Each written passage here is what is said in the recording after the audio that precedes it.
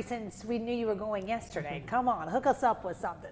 We're going to hook you up here in the studio with some great personalized medicine information. We're really keeping you healthy with personalized medicine. Dr. Jess Buller is here to talk all about it. Thank you for joining us.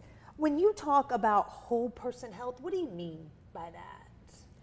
It's really thinking about yourself, not just as a body, as an organ, but also as what's your mental status, how is your nutrition, how are you happy, are you sad, are you dealing with life okay, are you able to take care of yourself, how are your relationships, how is it's the whole entire way of being. Are you being who you are you feeling good where you are? Because everything is connected, so if you're sick, we all know we just feel down, but sometimes we attribute that to just like a viral illness or something, but what we don't realize is a lot of chronic disease can cause the low-grade depression. It kind of goes hand in hand.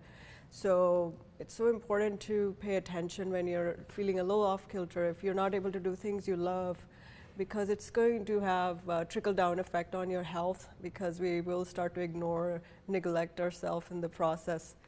And not even just that, even there is hormones that crosstalk. So the hormones that keep us uplifted and active, they are also, you can see how they are upregulated or more active in certain situations where there's a lot of anxiety. And then hormones that are stress related, if they are too much excessive in our body for long term, will cause us to wear down and just feel down in dumps. So it's, sometimes in our profession, doctors tend to kind of minimize symptoms and tell people that instead of saying that we don't know what's going on, they just say, it's probably all in your head, Right. And I kind of cringe anytime somebody tells me that they have been told that, because I feel like this is our limitation. We just don't have all the answers, and sometimes we forget to explain this crosstalk, the connection of everything together. And then too, if somebody hears that it's all in your head, then that's got to make you feel like, gosh, am I a crazy person then? Like, that's just going to probably make things so much worse. Yeah, and most of the time it's really demoralizing and kind of, I think, takes away on the trust between the doctor and patient, because we are vulnerable when we are sick and not feeling ourselves. So we really are looking for somebody to at least acknowledge that, even if I can't find an abnormal lab or an abnormal test, that doesn't mean you don't have this. Right. I just don't have the modalities. We just need to keep digging. We need to keep asking questions. Exactly. So, yeah. If you want people to, kind of improve that whole body health, what are some ways and things that we can be doing to do that? So I think one of the most important things that I have learned personally, and also having taken care of people for so long, is really develop a practice of self-awareness. Sit with yourself, even if it's just doing things you love, even if some people love to journal, and really, doing things, spending time, being present. We live in this environment where we constantly have distractions.